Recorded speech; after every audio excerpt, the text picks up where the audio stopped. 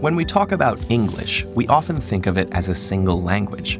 But what do the dialects spoken in dozens of countries around the world have in common with each other, or with the writings of Chaucer? And how are any of them related to the strange words in Beowulf? The answer is that, like most languages, English has evolved through generations of speakers, undergoing major changes over time. By undoing these changes, we can trace the language from the present day back to its ancient roots. While modern English shares many similar words with Latin-derived Romance languages like French and Spanish, most of those words were not originally part of it. Instead, they started coming into the language with the Norman invasion of England in 1066. When the French-speaking Normans conquered England and became its ruling class, they brought their speech with them, adding a massive amount of French and Latin vocabulary to the English language previously spoken there. Today, we call that language Old English. This is the language of Beowulf. It probably doesn't look very familiar, but it might be more recognizable if you know some German. That's because Old English belongs to the Germanic language family, first brought to the British Isles in the 5th and 6th centuries by the Angles, Saxons, and Jutes. The Germanic dialects they spoke would become known as Anglo-Saxon. Viking invaders in the 8th to 11th centuries added more borrowings from Old Norse into the mix. It may be hard to see the roots of modern English underneath all the words borrowed from French, Latin, Old Norse, and other languages. But comparative linguistics can help us by focusing on grammatical structure, patterns of sound changes, and certain core vocabulary. For example, after the 6th century, German words starting with P systematically shifted to a PF sound, while their Old English counterparts kept the P unchanged. In another split, words that have SK sounds in Swedish developed an SH sound in English. There are still some English words with SK, like skirt and skull, but they're direct borrowings from Old Norse that came after the SK to SH shift. These examples show us that just as the various Romance languages descended from Latin, English, Swedish, German, and many other languages descended from their own common ancestor, known as Proto-Germanic, spoken around 500 BCE.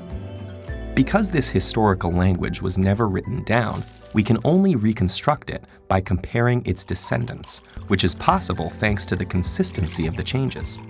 We can even use the same process to go back one step further and trace the origins of Proto-Germanic to a language called Proto-Indo-European, spoken about 6,000 years ago on the Pontic Steppe in modern-day Ukraine and Russia.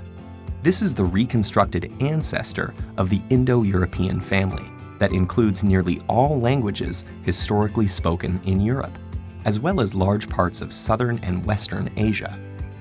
And though it requires a bit more work, we can find the same systematic similarities or correspondences between related words in different Indo-European branches. Comparing English with Latin, we see that English has T where Latin has D, and F where Latin has P at the start of words. Some of English's more distant relatives include Hindi, Persian, and the Celtic languages it displaced in what is now Britain.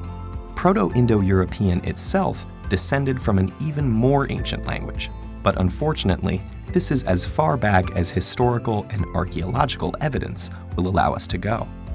Many mysteries remain just out of reach, such as whether there might be a link between Indo-European and other major language families, and the nature of the languages spoken in Europe prior to its arrival. But the amazing fact remains that nearly 3 billion people around the world, many of whom cannot understand each other, are nevertheless speaking the same words shaped by 6,000 years of history.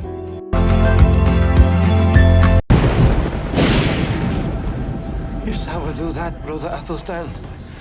Ég sá að þú hitt. Saga mennst að þú hitt Gesawa. Jæja, brother. Ich hitt Gesawa. It is a return, and so it hath a limpen.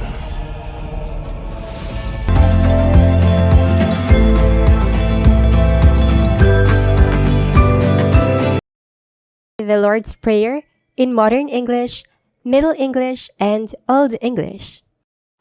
Our Father, who art in heaven, hallowed be thy name. Ure Fader, that art in heavens, hallowed be thy name. Fader ure, thu art on heavenum, si nama je halgod.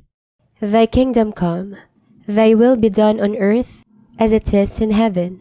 Vi kingdom comito, be vi willedon, in earth as in heaven. To become thin riche, je wurre thin willa, on earthan, swa on heavenum. Give us this day our daily bread. Give to us this day our bread, over other substance. Urne je de huamli kan glaf, sule us today. And forgive us our trespasses, as we forgive those who trespass against us. And forgive to us our debts, as we forgiven to our debtors. And forgive us our guiltas, swa we forgiveth, urum guiltendum. And lead us not into temptation, but deliver us from evil. Amen.